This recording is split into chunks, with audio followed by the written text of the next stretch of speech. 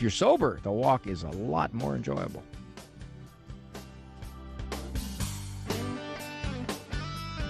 For information on Dr. Ray's presentations, books, and CDs, visit drray.com and follow him on Facebook.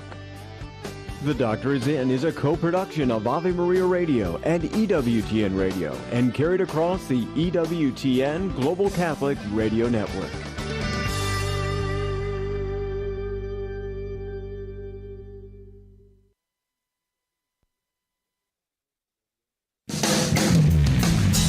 Transmitting the treasures of our Catholic faith to your radio every day. This is the Guadalupe Radio Network. Radio for your soul. Catholic radio played a huge part in my life in helping me understand the faith. It was like one of the biggest things, and I still listen all the time. I have the bumper sticker on my viola case. People see it and oh, Catholic radio. It's the best thing ever. It changed my life. Catholic radio is amazing. Please support Catholic radio. It's just an amazing resource. So much you can learn there, so much inspiration to actually live out your faith. It's just incredible. I love Catholic radio. The Guadalupe Radio Network. Radio for your soul. Hi, this is Dave Palmer with news about a live remote broadcast this Saturday morning from 9 to 11 a.m. at Little Angels Catholic Store Customer Appreciation Event in Capel. All are invited to come celebrate this beautiful local Catholic bookstore in Capel and enjoy some tasty food and special giveaways. We'll be there from 9 to 11 a.m. live on the radio, so please come by and say hello, pick up a bumper sticker and some other goodies. We hope to see you Saturday morning at Little Angels Catholic Store in Capel. The Guadalupe Radio Network thanks Little Elm Eye Care for their support of local Catholic radio. Little Elm Eye Care is owned by Drs. Bert and Leslie Bubella, parishioners of St. Francis of Assisi Parish in Frisco. They specialize in family vision care, comprehensive eye exams, contact lenses, and the treatment of eye diseases and injuries. Little Elm Eye Care is located at 1200 East El Dorado Parkway, Suite 100, across from the Little Elm Athletic Complex. They can be reached by calling 972-292-0900 or on the web at littleelmeyecare.com. The Treasures of the Church exposition of sacred relics is coming to St. Anne Parish in Capel this Saturday, December 10th, beginning at 1 p.m. Over 150 relics will be on display for veneration, including relics of St. Anne, the 12 Apostles, St. Joseph, St. John the Baptist, St. Mary Magdalene, and many more. The relics are presented by Father Carlos Martins of the Companions of the Cross. For more information and a complete schedule, visit treasuresofthechurch.com.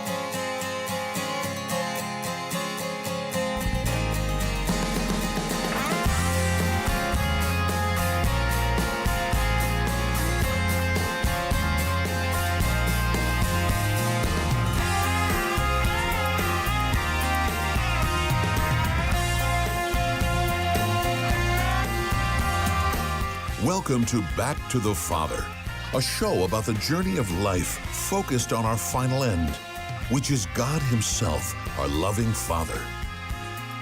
And now, here's your host, Dave Palmer. And welcome, everybody, to this edition of Back to the Father here on the Guadalupe Radio Network social media sites. We're on YouTube, we're on Facebook, and we are on Twitter.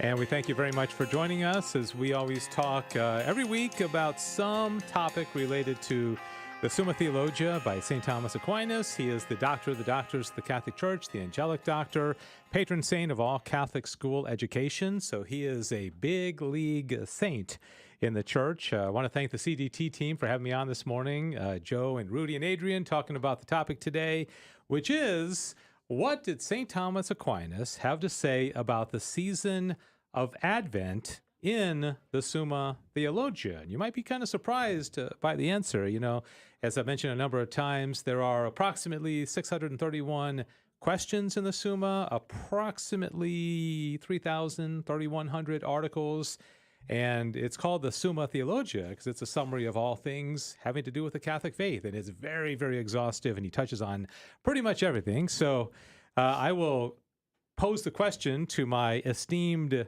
panel of guests here in a moment about how much attention Thomas Aquinas gave to Advent. Okay, and I'll ask them. So let me, with no further ado, introduce. That was unfortunate. Maybe I should introduce William first. I was going to say, maybe you should stop introducing us as esteemed. I know. Sissel's having a moment. All right, this is William Kirkendall, who is not hitting himself with microphones. How you doing, William? Good to see you. I'm doing great. Thank you. All right. Doing a little better than Sissel is, apparently. Yeah, for now. We haven't had a show in, 3 weeks? Since before Yeah, Thanksgiving. something like that, yeah. Yeah, We it's are been nothing a while. if not unpredictable. I was gonna say we're out of, this is what it is. We're out of practice. I don't know how a microphone works apparently. Even when you only have a show once a week, like we used to do GRN Alive on Fridays, and it was really hard to kind of build up an audience because you're on just once a week and people have to remember, as opposed to something like CDT, they're on every single day consistently for a couple hours and people can get into a habit. Not only are we not on once a week, many weeks we don't even show up. It's not that we don't show up, but last week it was the Share-a-thon. Yeah. The week before that, it was the day after Thanksgiving. And so here we are. And then I'll be honest with you, we're going to be on this week and next week, and then we're going to take a couple more weeks off because I'm going on vacation. Unless you guys want to do a show. It's happened before. With me, William and I will have to have a powwow about that. Last time I gave you guys that's that exactly option. why I'm not saying anything. I'm not committing. I know. So because you and Jonathan at the time, of good memory, you guys were like all excited. So the only time you could do it is if Adrian jumps in. Yeah. Wow, Dave doesn't think that we can hold our own. Wow. I didn't say that. I'm saying the only time anybody actually does it. I went to a couple summers ago. I went to Florida and the Smoky Mountains. I think it was before your time, William. And Adrian did a show on hell. You remember that? Yeah, Dave left us alone and we did a show on hell. It was hysterical. Everything went to hell. Everything went to hell when I was gone. I knew that would happen. All right, so Sissel, I think, has gathered herself, and you doing okay? Yeah, I'm solid. I might have to go to the dentist now. No, I'm joking. I knocked a few teeth out. No, I'm doing wonderfully, and just want to make sure it's clear that these are not Christmas antlers. These are Advent antlers. Yeah. Okay. Have, see the violet? See the violet going on? Okay. All right. Yep. So just want to make sure that was clear to everyone. By the way, Buddy is on and says hello. Oh, Buddy's back. Buddy All right. is back, and he says great antlers. Thank you, Buddy. I was also asking everyone in the comments, how's your Lent going? Or Advent. Oh my gosh. Maybe I'm not doing well still. Yeah. And he said it's going great, and he's going to a healing mass tomorrow. So that's exciting. Yeah. Yeah, cool. All right. Well, we are just a few weeks from Christmas, and it's the Advent season. So, all right, let's get right to it. So, on the second slide there, I've got a picture of the Advent candles. You doing the candles We and have the wreath the and all candles. that at home? I will say our first week candle is getting very, very short and stubby. I might need a new one. We have this debate down at there. home because my wife, when we're doing our prayers, she'll keep the candle lit for such a tiny, tiny amount. And I'm like, no, let's just plan on burning them all the way down because you don't normally recycle Advent candles. Right. I think you got to use new ones every year. Yeah. And so I'm like, let's just keep it burning like into the evening hours. Oh, I'm cheap then because I reuse them. Oh, really? Because I want to see that. I want to see them in different heights. I want to see that first candle. Yeah, well, our first one much lower. Is like this big now, which is not good because I think we're getting close to a fire hazard pretty soon. Oh yeah. Okay. But yeah, my sister's been burning them a lot, especially. All right. So you guys want to take a guess? What did St. Thomas Aquinas have to say about Can Advent? I take an educated guess? Yeah, because you saw my preview. Because I sent out the email. Did you see the email, William? I saw the email. I Okay. didn't read it super carefully, but I did see Oh, the I email. didn't read it either. Now- That much. You sent it out. You didn't even read it. Now, I'm joking. willing to be corrected. Okay. But because I've read through the Summa several times, but it's long, and one of my readings was like 10 years ago. I'm pretty certain, and again, I'm willing to be corrected, that St. Thomas Aquinas in the Summa Theologica did not specifically talk about the church's liturgical calendar.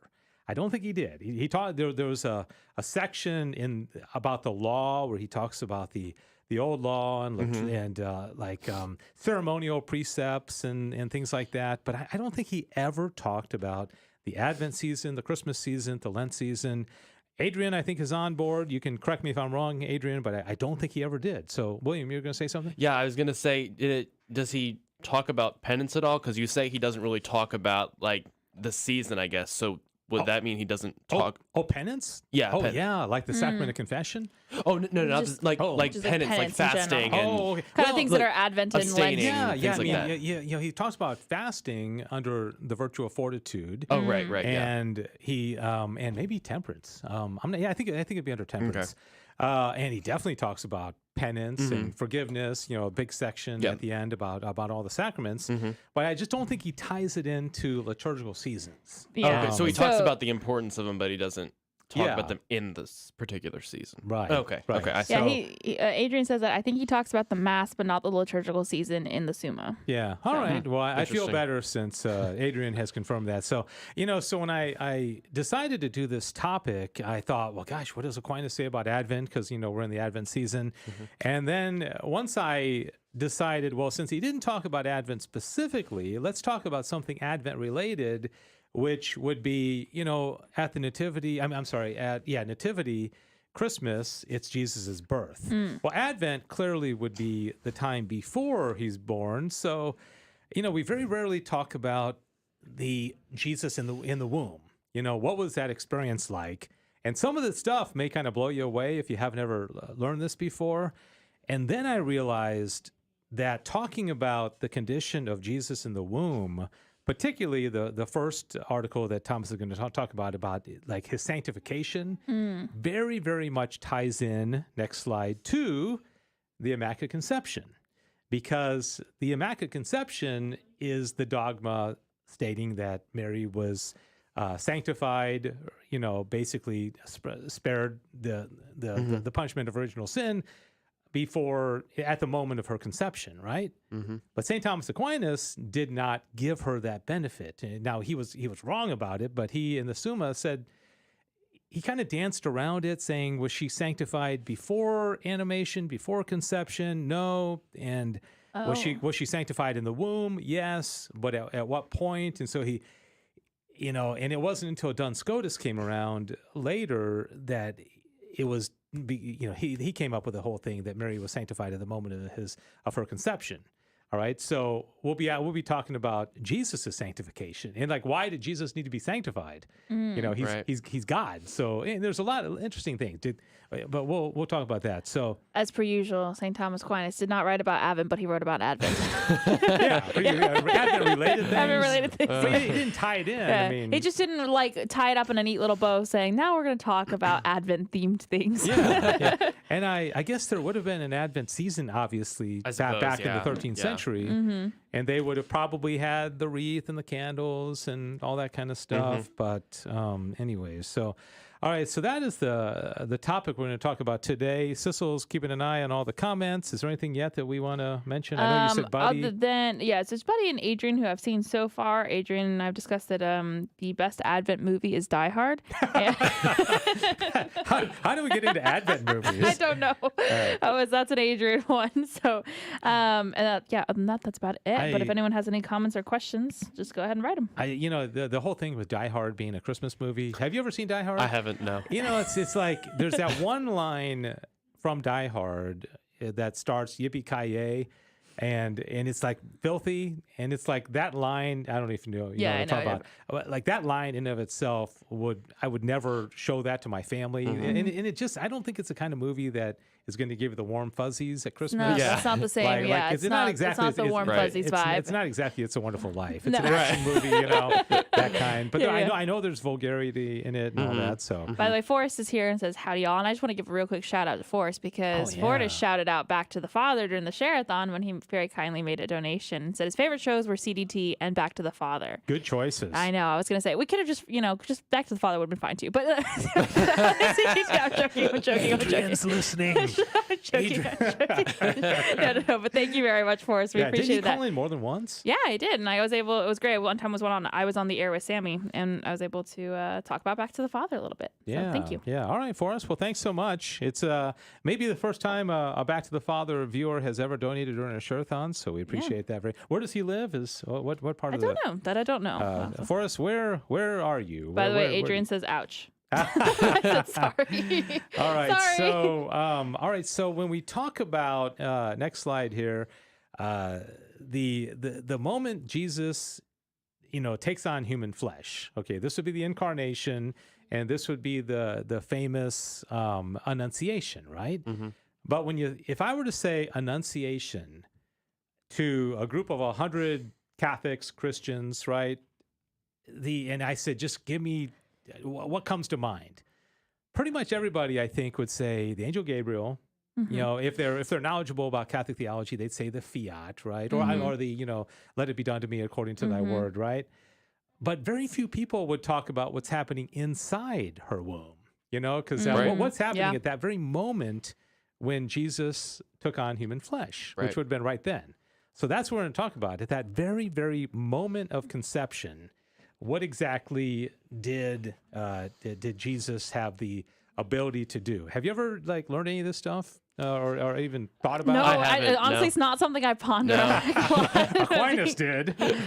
Yes, clearly. Yeah, because he's Aquinas. He pondered a few things. That's in why his he's the time. doctor of the church and you're not yet, Sissel. I'm also Yes. alive. Yeah, that's true. I don't think they allow you to become a doctor before you die. Yeah. Well, there's always hope, right? There's always hope. So, all right. Sounds So, vaguely threatening. yeah. So, By the way, Forrest is from Hondo, Texas, which is outside Hondo. of San Antonio. Yeah. Okay. Hondo. Did I tell you about the joke I said about Hondo one time?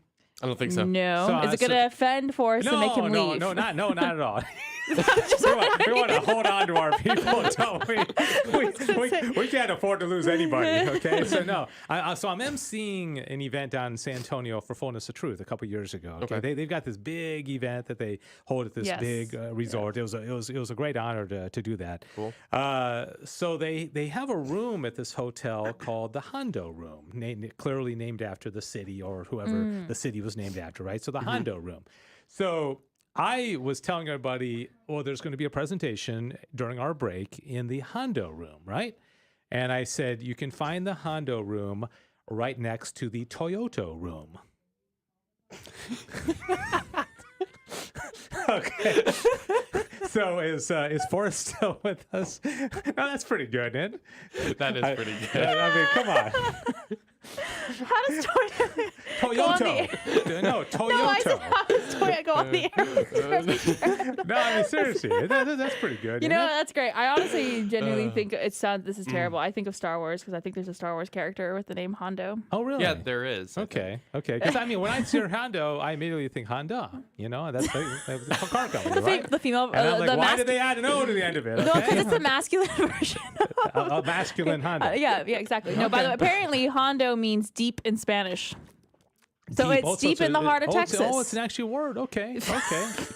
I mean, it's an actual, it means something. Okay. I thought it was named after somebody, like Joe Hondo or something. Okay. So. Oh, dear. All I'm right. so sorry, getting Forrest. back to from the ridiculous to the sublime.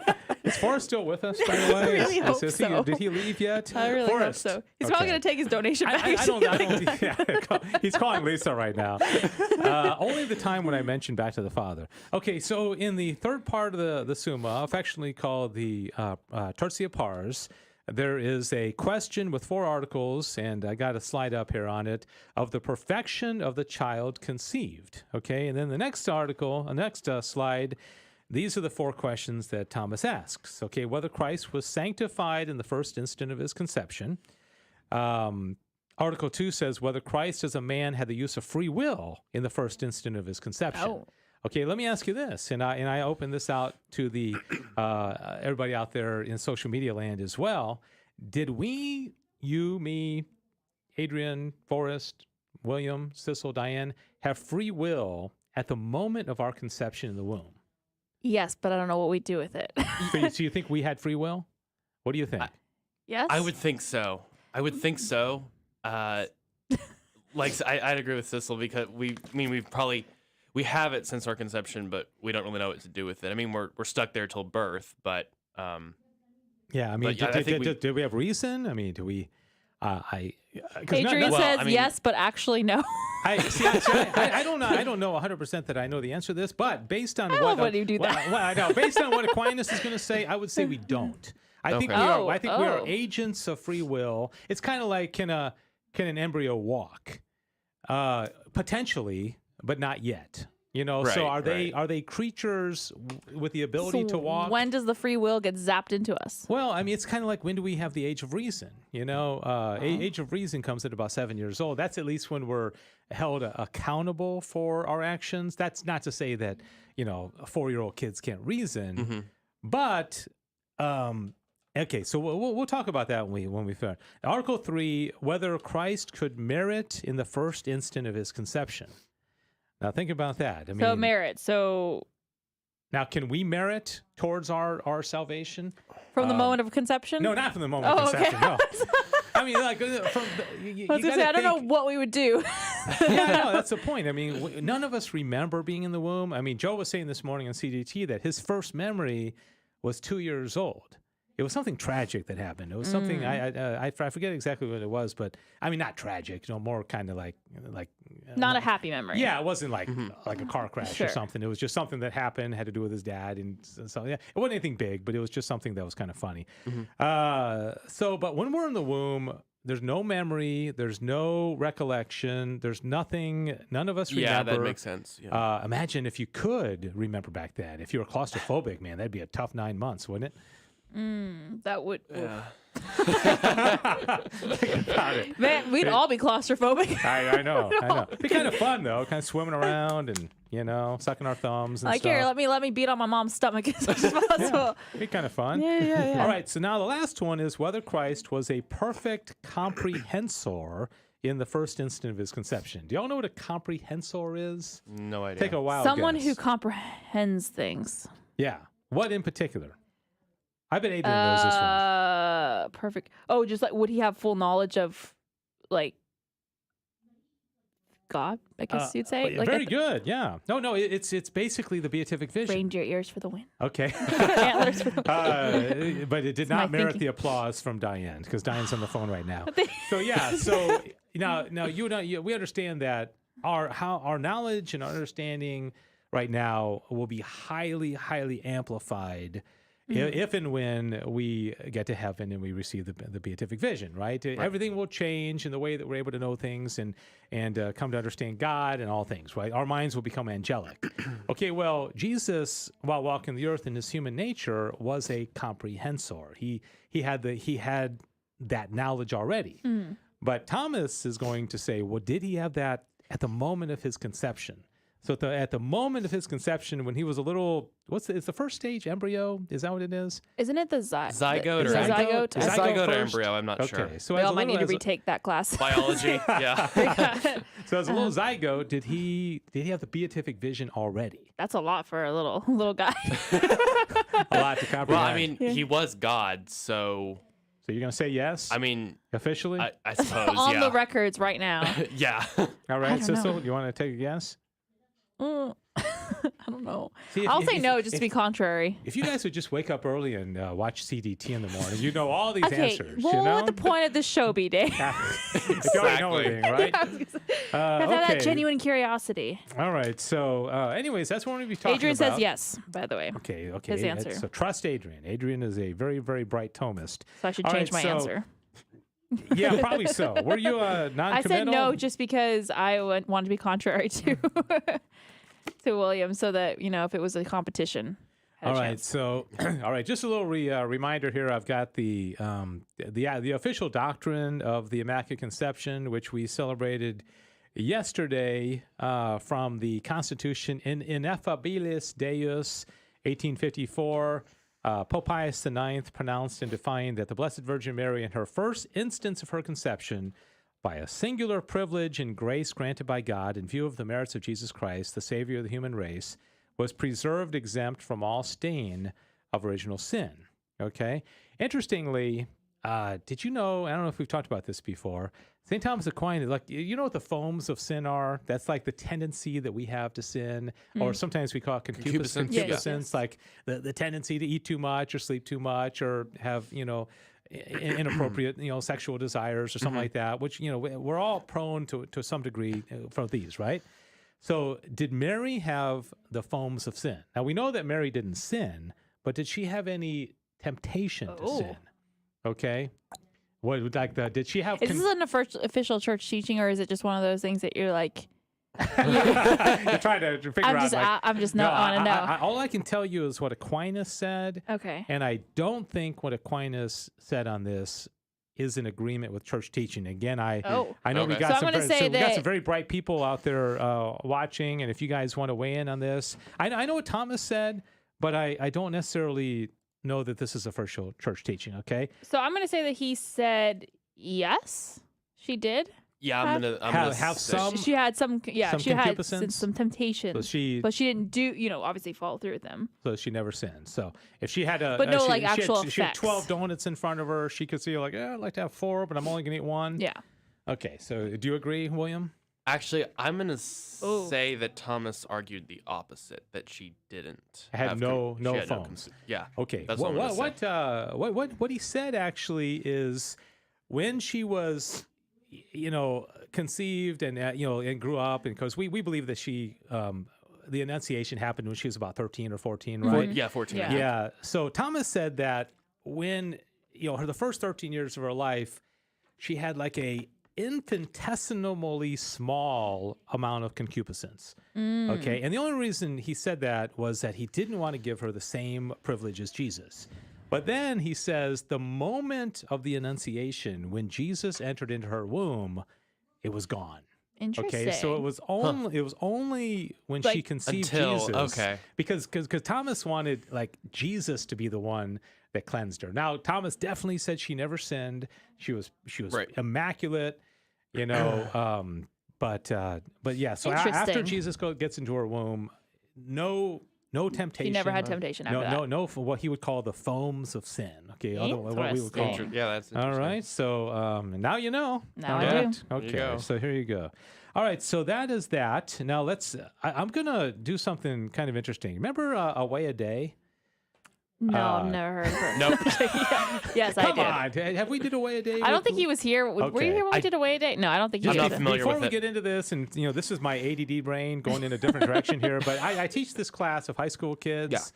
Thomistic philosophy, go through the entire Summa over the course of a year, and they and what it is I ask them about once every 3 weeks or so, find something in your world that's beautiful, some creature, some insect or dog or squirrel or earthworm or whatever, and then connect it with God. And so I assigned this a couple of weeks ago with the students, and a large number of them turned in sunsets. Okay. Ooh. And Good choices. Common, so I'm gonna show you 3 sunsets turned in by my students, and I want everybody to just tell me which of these sunsets you find the most beautiful. Because I find personally the sunset and the sunrise to be one of the most obvious, clear signs of God's love. It's like an artwork every single day that we're treated to. Sometimes they're a little bit more beautiful than others. So, all right. So here's number 1. Sunset number 1. Do you Hold see on, that I have there? the sparkle. The sparkle. Are you got the delay? I have a circle of death over here as it's reloading my page. So hang on. A circle of death. The little dude. Yeah. Okay. The, All I right. meant whatever. So there you go. Oh, that's really And pretty. everybody. Oh, and it's got like a silhouette and Isn't that cool? everything, and the reflection in the water. And okay, so That's there's pretty. number 1. That's really pretty. Here's number 2. And interestingly, my student, I'll leave her name anonymous. Ooh, When she sent this in, I was like, that is so cool. Is actually like where you live? And she said, yeah, that's my back porch. I mean, wouldn't that Wow. be cool? Wow. I mean, to actually live there. Oh, it's one of those things that you just Wow. you'll take it. It's- You'll forget and you'll take advantage of and forget that you have. Yeah. What state do you think this is? I'd say like Maine or I something do know like the that. answer. Somewhere in the Northeast, Maine potentially. I would say the Northeast somewhere. Yeah. I'd It could somewhere also in New be. England. It's not the ocean. You can tell because Yeah, you yeah. can see Yeah, yeah, the you can land see on the the- other side. It's actually New York. Oh, okay. Oh, very Yeah, nice. somewhere in New York. I'm not sure what city. Okay, Okay. so that's number 2. Here's number 3.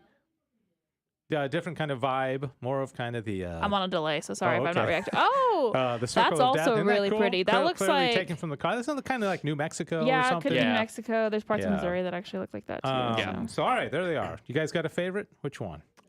I'm I'm going with the second one. I'm going with number 1 or number 3 actually. So number 1, I really just like the silhouette Okay. of the trees and Yeah. also the reflection in the water. Yeah, pretty cool. And then I also like the third one because that looks just like a very nice vibey drive. You Oh, know, yeah. Yeah.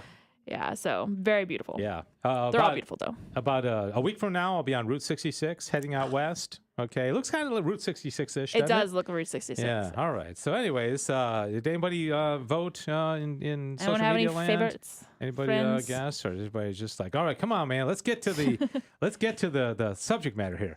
All right, so okay, we're gonna go over these 4 questions real quickly, okay? And then don't forget we have trivia fun coming up a little bit later as well. All right, whether Christ was sanctified in the first instant of his conception, okay, which is what the Immaculate Conception is all about, because that's a privilege that Mary received as well. And here is what he said. He quotes Luke 135, the holy which, he says yes, by the way. Spoilers. Yeah, the answer is yes. The holy which shall be born of thee shall be called the Son of God. And then interestingly, John 10:36, whom the Father hath sanctified and sent into the world. So if you were to say, well, Jesus doesn't need to be sanctified because he's God, he's holy already. Well, clearly from Scripture, Jesus was sanctified, right? The abundance of grace sanctifying Christ's soul flows from the very union of the Word, according to John 1:14. We saw his glory as if it were of the only begotten of the Father, full of grace and truth. For it has been shown above that in the first instant of conception, Christ's body was both animated and assumed by the Word of God. Consequently, in the first instant of his conception, Christ had the fullness of grace sanctifying his body and his soul. Okay, we don't have that. We don't have the fullness of grace. Mary did, and Jesus did, right? So at this point, you'd say, wow, well, what's the difference between Mary and Jesus? They both were sanctified at the instant of their conception, right? Right. So what's the difference? One is God and one is not. Yeah, big difference, okay? Yeah. So, all right. So that minute little change. Yeah, a little That tiny little thing, okay? So, all right, so next one says, whether Christ as man had the full use of free will in the first instant of his conception. Think about that. So, still kind of pondering this one? Yeah, I don't know. Definitely. This was interesting. Anybody want to take a guess? I would say it could go either way. I don't know what he says. Technically, yeah. I guess I'm going to say yes, he did. Okay, that he had full use of free will. I'm just going to commit. Isn't that just so wild to think that you're that tiny? Yeah. I don't know exactly what he'd be doing with that free will at that moment, but he's like. Yeah, I remember my 18-year-old daughter, our first child, when my wife got pregnant. Of course, when y'all will probably find this out one day, but when you get pregnant with your first child, it's like the coolest thing in the world. You know, it's like, sure, wow, yeah. You've cooperated with God to bring a child into the world. Yeah. And so we went to the doctor. And you know Ina, she's 18 years old now, and we looked at the sonogram, and it was just like this little speck. I mean, it was just this tiny, and the doctor's like, "Oh, there's your baby." You're like, what? I mean, it was like a dot. Oh my gosh! There wasn't even a heartbeat yet. Oh wow! And to think that is Ina, who now is an adult, 18 years old. But anyways, so that little speck, Jesus would have been that size at one point, right? Yeah. You know, did he have free will? Yeah. As that little speck. Did that little Yes. speck have free will? Yes, he So you're did. saying yes? Yeah. Anybody? A person is a person, no matter how small. Thank you, Dr. Seuss. Okay. All right. So here's what Aquinas has to say about this. He says, spiritual perfection was becoming to the human nature, which Christ took, which perfection he attained not by making progress, but by receiving it from the very first. We must therefore say that in the first instant of his conception, Christ had the operation of the soul which can be had in an instant. And such is the operation of the will and intellect, in which the use of free will consists. For the operation of the intellect and will is sudden and instantaneous, much more indeed than corporeal vision, inasmuch as to understand, to will, and to feel are not movements that may be described as acts of the imperfect being, which attain perfection successively.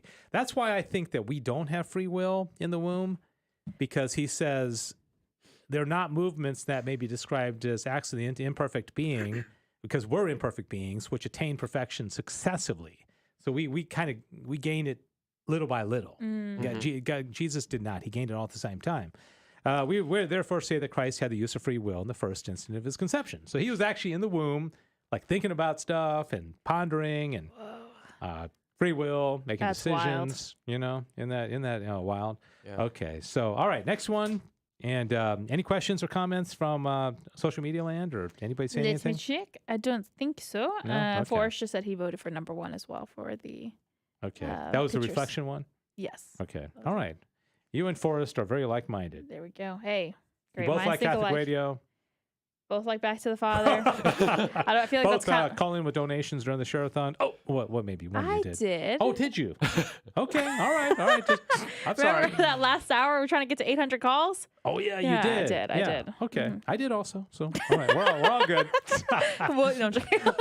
Well, I don't remember him calling in, but that's okay. Hey, when you're a high school kid, you got very little money. Yeah, I gotta get a job first. That's all right. Yeah, okay. He's Well, we're gonna- volunteering his time. You've just committed to donating once you get a job. Okay, so let us know when you get a job. I'm Oh, sure I boy, will. I'm that sure I pressure. will. So, could Christ merit in the first instant of his conception? I got a picture here because I think normally when we think of Christ meriting, we think of him on the cross, Right. which it was clearly meritorious. You know, he died in order to, save mankind, right? So, was he meriting as a little zygote? You know, was that something that he could actually merit? And then If anyone could, it'd be him. True. that's a Good point. pretty safe bet. Yeah.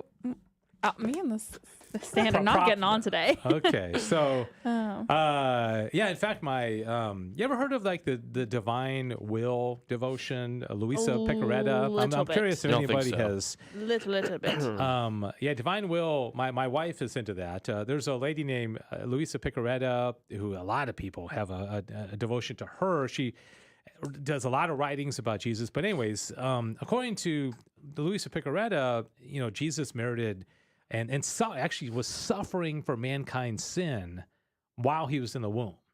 So not Wow. only did he merit, but he was suffering. Okay, Wow. I don't know if this is church doctrine or not, but this is what came from that private revelation of Luisa Picaretta. All right, Christ was sanctified by grace in the first instant of his conception. Now, sanctification is twofold: that of adults who are sanctified in consideration of their own act, and that of infants who are sanctified in consideration of not their own act of faith, but that of their parents or the church. Oh. The former sanctification is more perfect than the latter. Well, that's an interesting comment. So he's saying the person who is basically receives baptism or sanctification as an adult, he's saying is more perfect, even though the church recommends being sanctified as a child, right? Right. So it's more perfect because you're doing it on your own free will. Just as act is more perfect than habit, and that which is by itself than that which is by another. Then he quotes Aristotle. Since, therefore, the sanctification of Christ was most perfect because he was so sanctified that he might sanctify others, consequently, he was sanctified by reason of his own movement of the free will towards God, which movement indeed of the free will is meritorious. Consequently, Christ did merit in the first instant of his concept. So he, we are sanctified, at baptism. Mary was sanctified, as Pius IX points out, because of the merits of Jesus and the favor of God. Well, Jesus sanctified himself. I mean, it's kind of like a reflexive type of sanctification. Isn't that interesting? Yeah, we also have a comment from Paula saying he was also using his will in the womb to atone for sins. He was always aware of his passion and the will of the Father, and to atone for the sins of mankind. I have learned he suffered greatly in the womb. That's for Yeah, and like I said, that's my wife. She's in this divine will, and I don't know if Paula knows or anybody knows. Is that official church teaching? I mean that he suffered in the womb. Isn't that interesting? I mean, I don't think anybody ever thinks about that. No, I don't think so. I know we don't think we really kind of think about Jesus shows up in the manger. We're here, we have the nativity, and we don't really think about that before. We have he was conceived, and then 9 months, and then boom, he's here. I know. That whole period you just don't think about. No, we don't. Right? You at think, all. you think about the Annunciation, and then you think about the Nativity. You just jump right to it. Okay, so finally, the last one here is whether Christ was a perfect comprehensor in the first instant of his conception. Did he have the beatific vision? Did he have, which to me is it's hard to get my head around. One person being having a human nature, divine nature at the exact same time. And how are you kind of flipping back and forth, so to speak, between those two? He grew in wisdom and understanding, but you already got it all. I mean, you're God. I mean, how can I don't. It's just it's a total mystery. It's really fascinating to think about that. It is.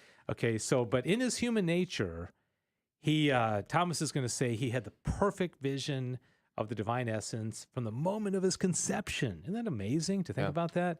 All right, so here it is. It was unbecoming that in his conception, Christ should receive merely habitual grace without the act. Now, he received grace not by measure, but the grace of the wayfarer. Okay, that's you and I, church militant, the wayfarer. Plus, it's the name of the sunglasses also. But that's a whole different thing. Being short of that of the comprehensor. You think about it, like all these things are basically just saying that Jesus was absolutely perfect from the moment of his conception, because he wasn't like growing in perfection, like he had all the grace that he needed from the moment that he was conceived, right? Okay, wherefore it is manifest that in the first instant of his conception, Christ received not only as much grace as comprehensors have, but also greater than that which they all have. So he had more than we even will have ever in heaven. And because that grace was not without its act, it follows that he was a comprehensor in act, seeing God in his essence more clearly than other creatures. All right, so there you have it. So he could merit, he could have free will, he was a comprehensor, and he was sanctified at that moment.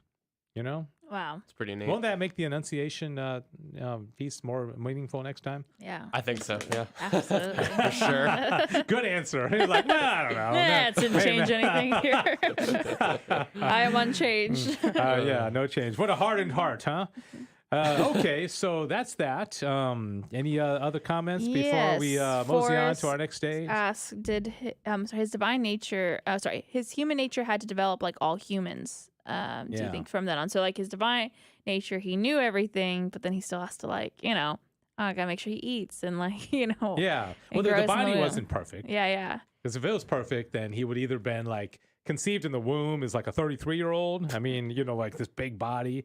But it had to develop. But it's one thing that Thomas actually brings up in one of these articles, the one about free will, because he says in one of the objections, for us to know anything, we come to know all things through our senses.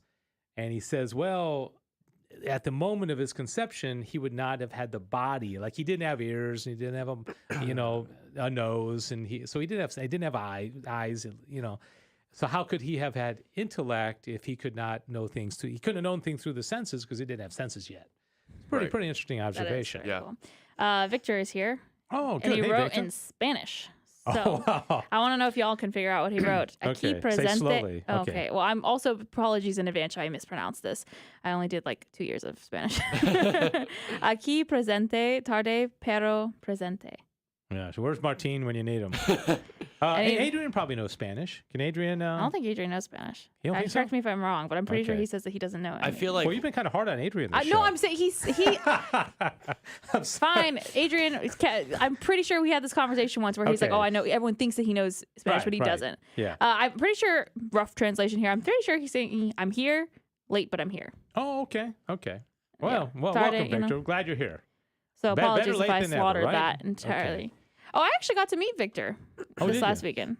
He was at Monterey in Irving. He was selling his leather goods. Oh. I don't know, William, if you ever got to stop by the festival that they were having. I was there for most of the morning and the beginning of the afternoon, but I left 1-ish or something like that. Oh, okay, gotcha. I wish so much that somebody among our small little cadre of loyal viewers would come and join us in studio sometime. We literally have an open chair. We have an open spot for you. We have a chair for you. I would probably put them over there by camera. yeah, please. Anytime y'all are in North Texas, feel free to stop by the studio. I mean, on the weekends we may not be here, but on the rest of the time, we are here. Come by and say hi. Yeah. And we're not even going to give the address because we're about to move. That would not be helpful to you. Yeah, we're moving. But you can always email us. Just think about it. If you can come in on a Friday sometime, we talked about the hot seat, kind of putting one person in the hot seat, some person who's feel the pressure being thrown we all into feel. it, Yeah. And so, anyways, well, good to have you, Victor, and thanks for that comment. Better late than never. Exactly. All right, are we ready to move on? Any questions about any of that subject matter before we move on? I find it pretty interesting. It is really interesting. I didn't know much of that before, so that was really interesting. Yeah. It's especially interesting, I guess, too, when we're in the season of Advent to be kind of pondering that those last few weeks, kind of like, oh, Jesus in the womb, but he wasn't just like vibing. He was busy. Vibing? That's not the right word. No. He wasn't just but you're so right. I mean, we celebrate the Annunciation back in March, and then we celebrate Christmas. But during the year, they don't have like a feast day, like Christ in the womb, just to kind of remember that Christ is in the womb. He's developing, and maybe like halfway between Annunciation and Christmas. Yeah. Would that be pretty cool? Oh, that would be. Pope Francis, if you're watching, just a suggestion. He watches most weeks, so, I know. He hasn't shown up.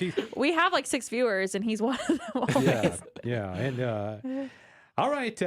Anybody else? Anything? Thanks for all the comments. Good to have everybody with us. And we always like to close out the program with what we call a trivia fun challenge. And boy, I am so ready to, because Sissel a little more so than William, but a little bit of a competitive spirit between these two.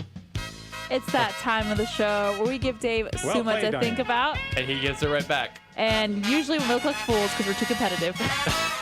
A little add-on there, huh? Yeah.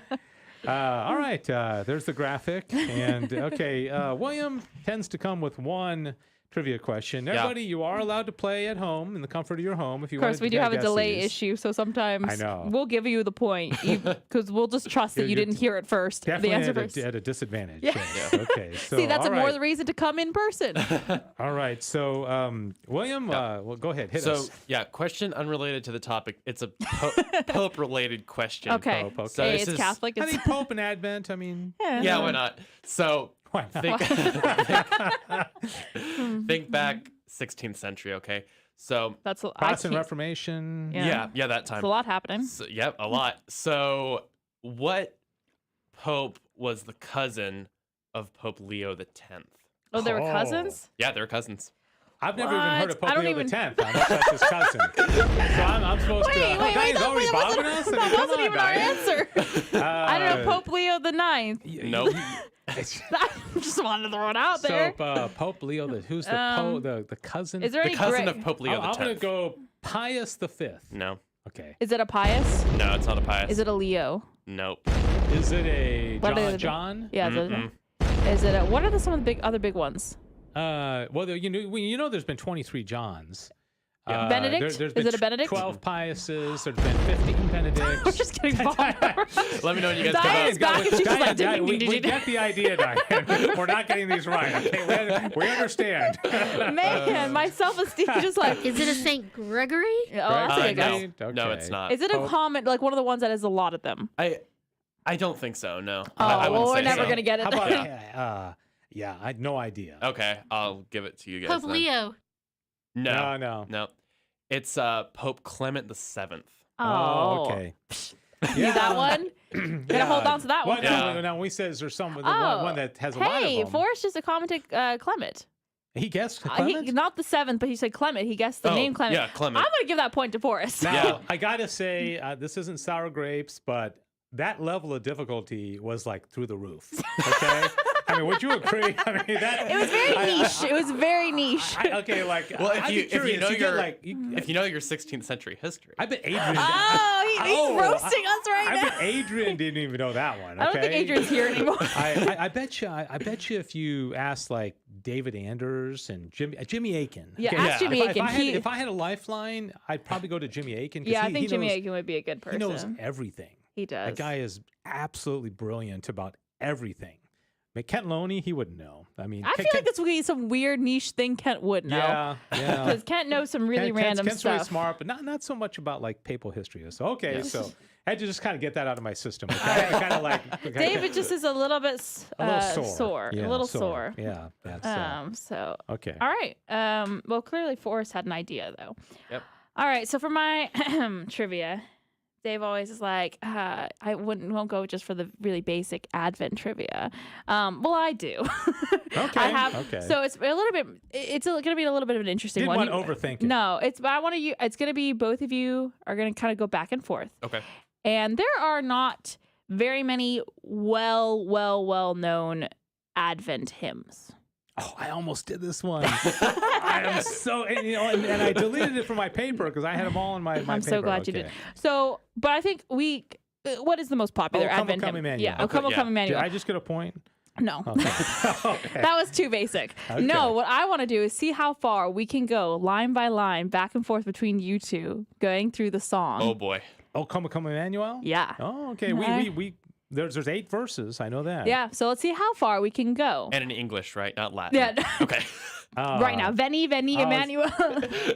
Yeah. You going to be any good at this, William? We'll see. We'll see. Yeah. Well, so time will tell for Yeah. sure. We'll find out. All right. So we'll start. I'll let William start. I almost said something that probably would have been insulting to a lot of people. So never mind. Glad you didn't say it. All right. So we're going to quite literally, I'll cut you. I'll say stop. And then I'll point. I'll go back and forth okay. like that. Cool. When to stop and start. Okay. All right. All right. O come, Emmanuel. Imagine if he had messed up that. Oh, yeah, I know. Your turn. And ransom captive Israel. That loans and that.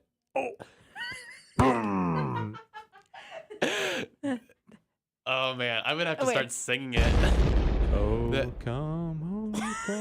I'm giving him a hint. I hope we're only doing one verse. Well, I'm hoping we can go. Okay, at can least I a say second. it That for the mourns and win? lonely. Yes. Yeah. Oh, Keep going. And some here. No. Oh. Exile. That Lawrence mourns and lonely exile here. Okay, now let's go back to William.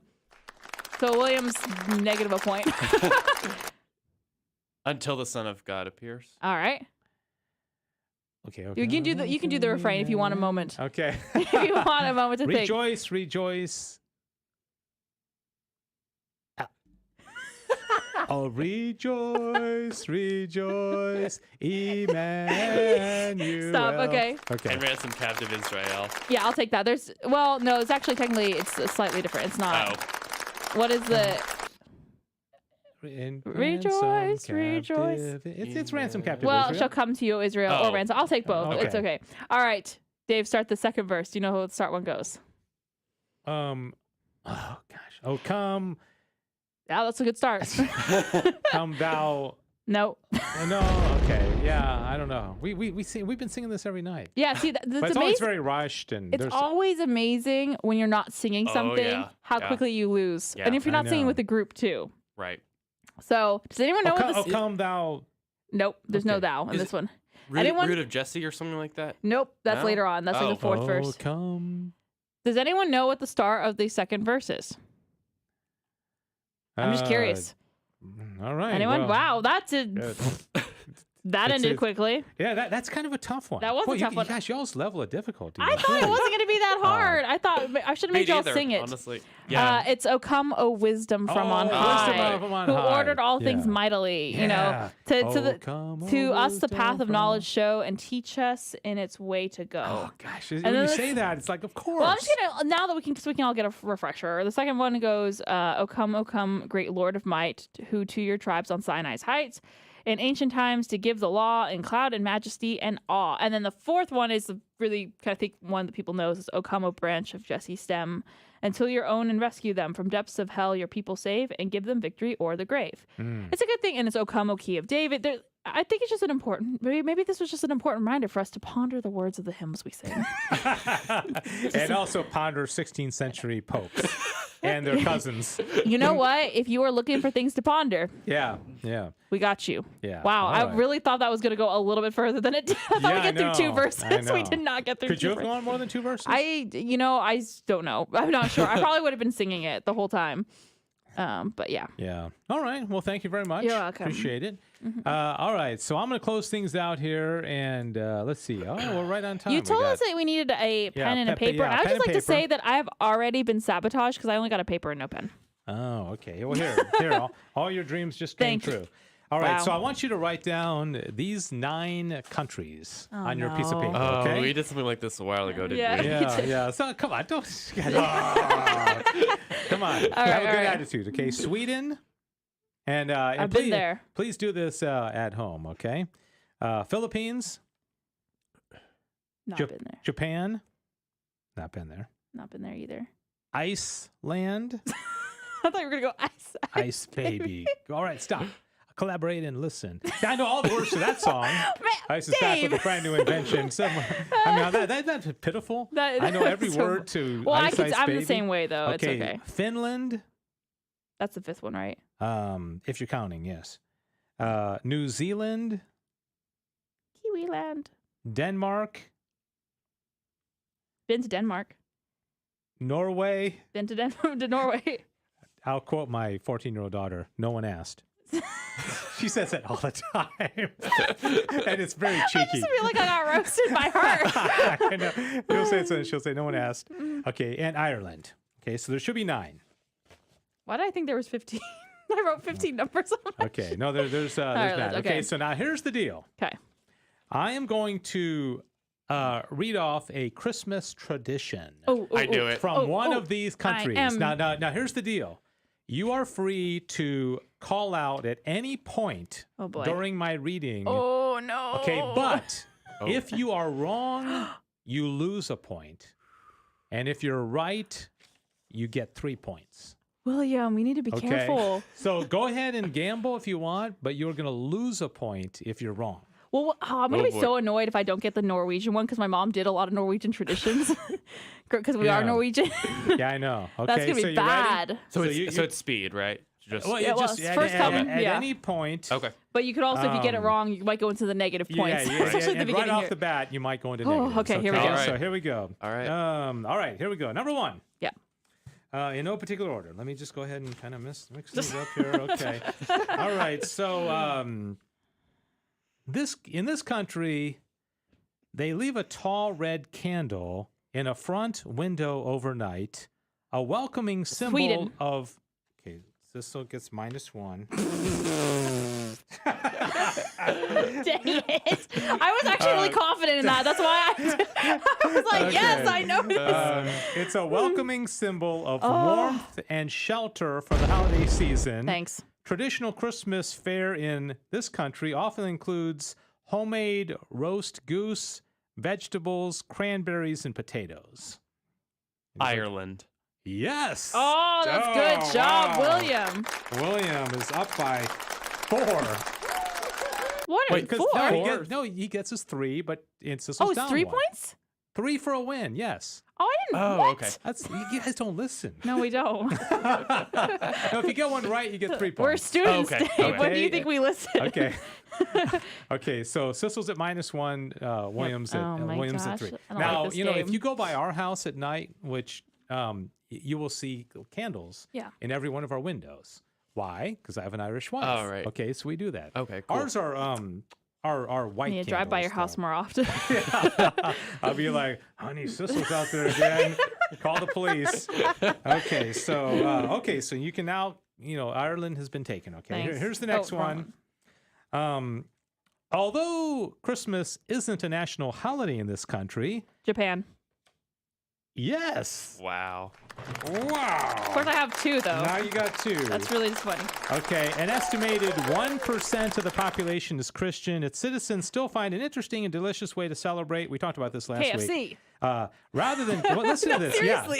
Seriously. Rather than gathering around the table for a turkey dinner, families head out to their local Kentucky Fried Chicken.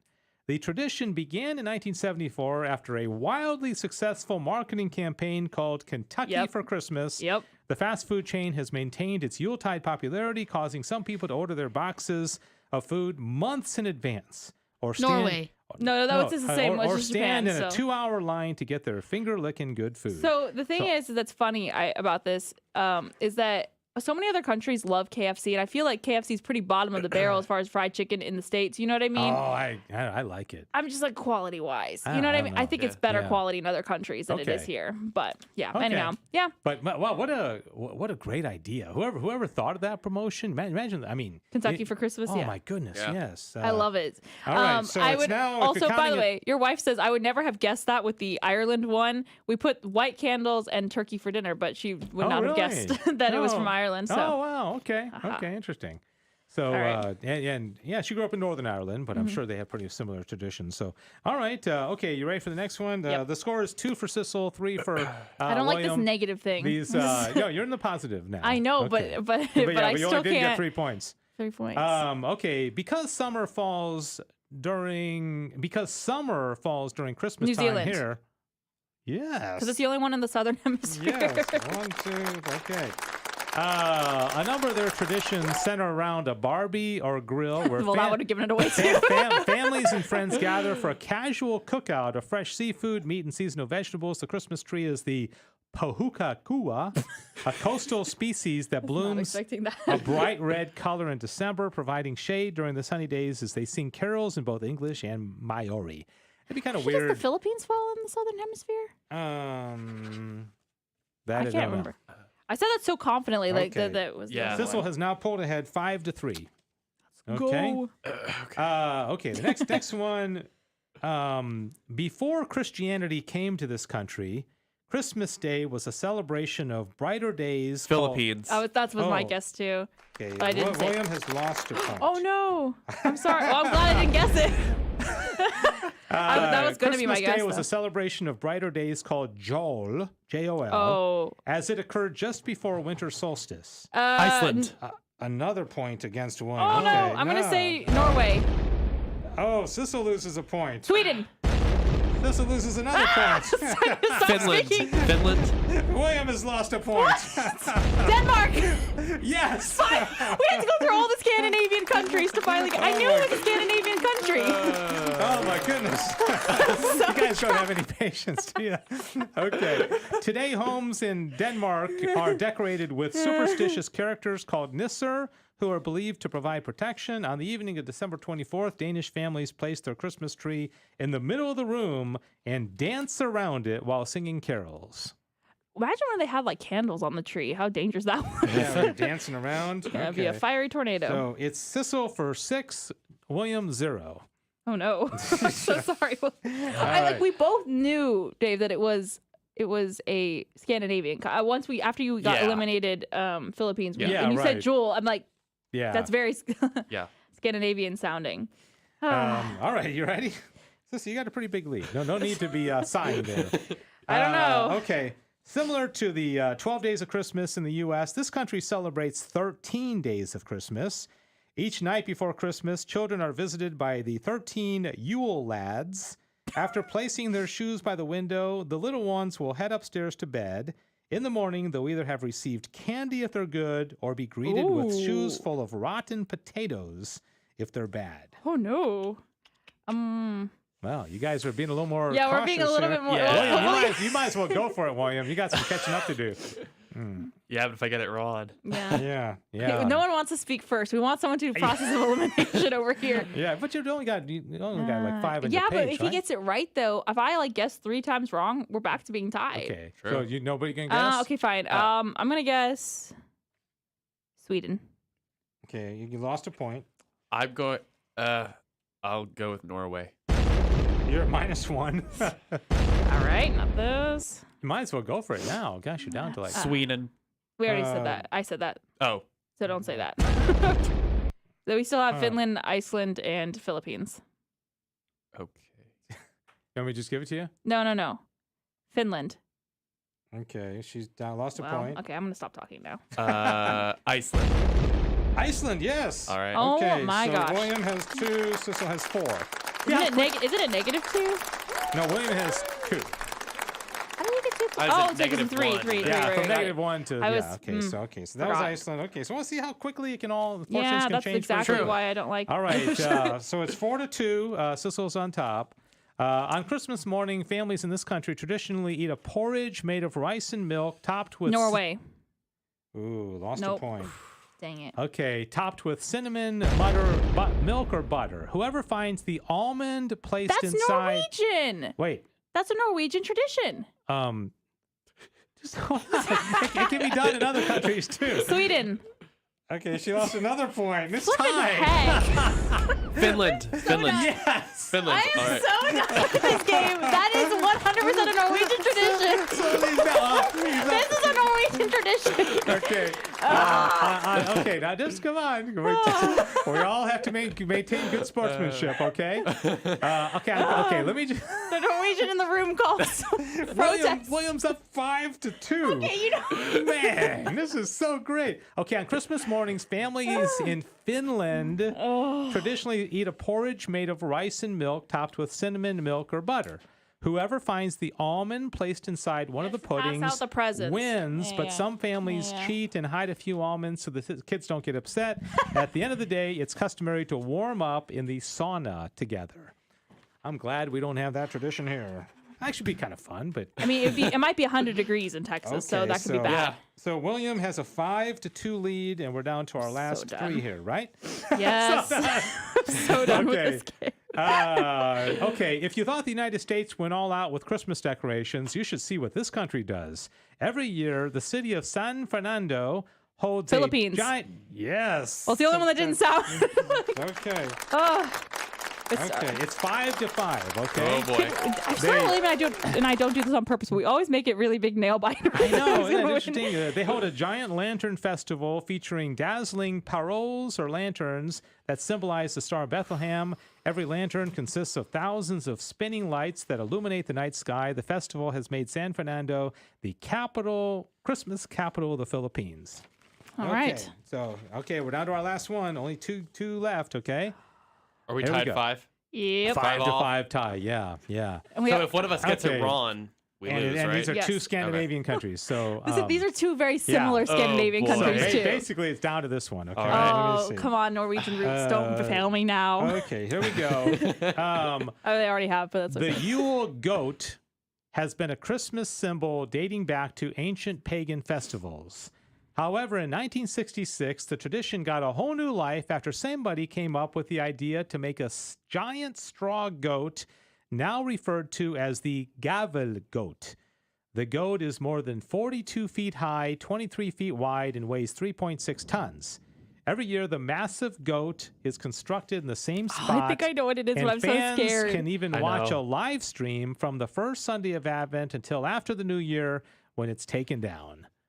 Okay, what country? I think I have a feeling. It's either going to be... I wish I could read the next one so we knew what the next one was, because you're going between these two very close countries.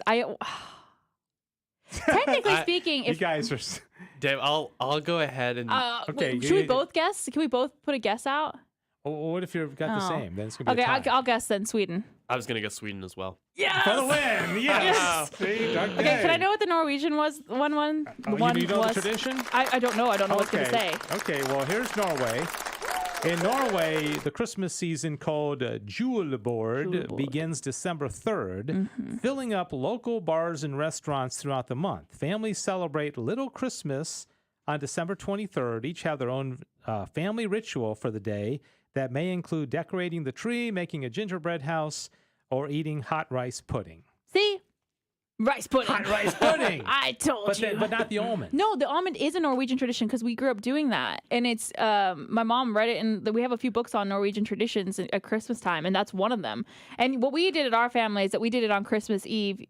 And it wasn't hot, though. It was, my mom always made it cold. But then we had raspberries on top, and then it had a whole almond, and whoever got that got to be the person who passes out the presents. Oh, okay. So that was like the game. Okay. Yeah. Well, you still won. I still won. Yeah, still salty, just barely. I know it left a little bit of a scar. Yeah, just a little bit. I'm wounded. I can't believe Finland stole our tradition. Are there any comments from our friends? I think we scared everyone away with the aggressiveness of our game. Well, Forrest at one point thought something was Ireland, but it was after we had gotten rid of Ireland as an option, and he was surprised by it. Is that when he said, I'll be darned? Yes. All right. That's going to do it. We will have a program next week, and we're going to talk about Thomas Aquinas and Christmas, the Nativity. Okay. Who could have seen that coming? I'm so creative. Where do I think of it? And then we'll be off for the rest of the year. So we'll see you next Friday. God bless you. Have a great weekend.